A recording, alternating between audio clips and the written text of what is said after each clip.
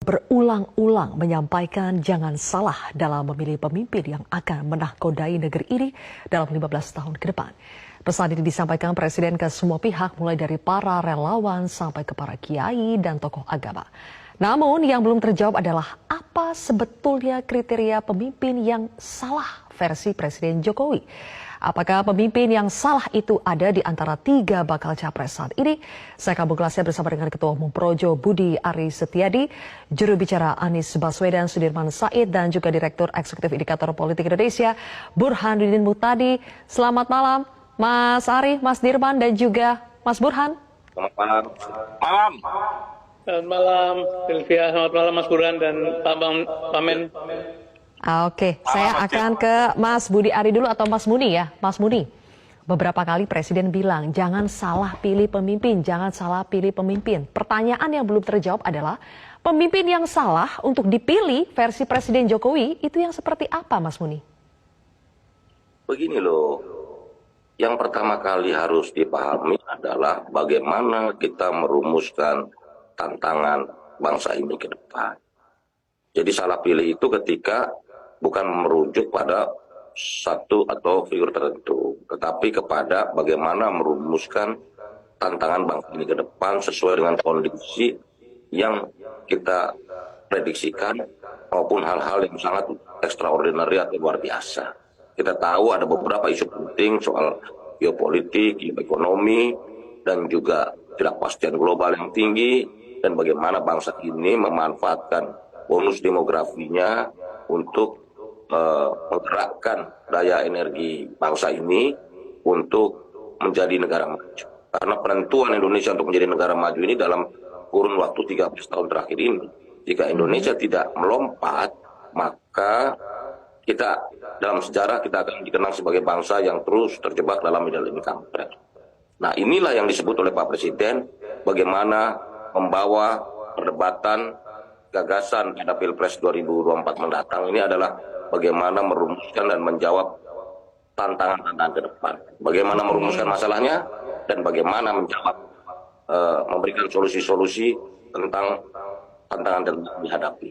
Okay. Karena kalau dalam cara berpikir itu begitu merumuskan masalahnya salah, pasti kesimpulannya salah. Akhirnya pasti salah gitu. Oke, kalau menurut Mas Muni yang dimaksud Presiden itu lebih jangan sampai salah merumuskan masalah tantangan ke depan, begitu ya. Kalau Mas Dirman bagaimana melihatnya? Karena jelas sekali Presiden bukan bilang jangan salah merumuskan masalah, tapi jangan salah pilih pemimpin. Bagaimana Mas Dirman? Mas Burhan atau saya sendiri duluan? Mas Dirman, silakan. Oke. Terima kasih Sylvia. Jadi saya kira peringatan yang baik dari seorang kepala negara bahwa karena negara ini besar, negara ini potensinya sangat baik menjadi negara besar, negara kuat, maka memang betul sekali jangan salah memilih pemimpin. Dan waktunya tepat karena kan menjelang pemilu ya. Yang bisa kita jadikan pegangan gampang saja. Kalau misalnya kita mengacu pada undang-undang dasar ya, yang normatif seperti bertakwa kepada Tuhan Yang Maha Esa, saat ini orang itu harus cukup punya hidup beragama yang baik, gitu. Kemudian menjadi warga negara yang baik juga. Di sini dibuktikan dengan tidak pernah berkhianat, kemudian tidak pernah melakukan perbuatan tercela, tidak korupsi, tidak melakukan tindakan-tindakan yang membahayakan negara. Jadi itu normatifnya banyak yang bisa kita acu. Kemudian kalau kita mengacu pada agama, kebetulan saya beragama Islam, maka kita dituntut untuk memilih pemimpin itu yang mendekati karakter Nabi, yaitu sidik, amanah, fatwana, dan tablik. Apa itu? Sidik itu artinya orang yang benar, selalu menjaga kebenaran. Kemudian amanah itu yang bisa dipercaya. Kemudian fatwana itu jujur. Kemudian tablik itu artinya dia terus menyampaikan pikiran-pikiran baik pada masyarakat. Nah, kalau dikaitkan dengan tantangan sekarang, saya kira Indonesia ini memasuki kepemimpinan yang ke-8.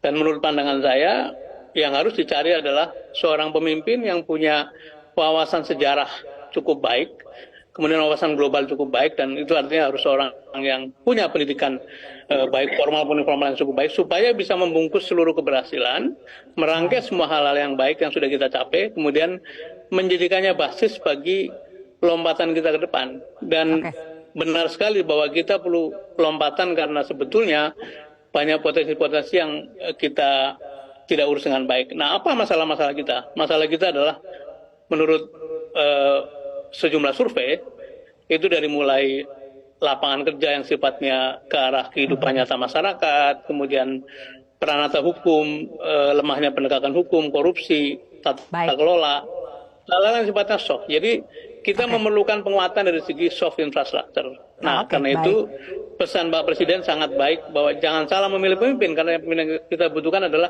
yang bisa membawa bangsa ini kepada lompatan besar tadi. Dan karena itu memang bagi bangsa kita harus mencermati.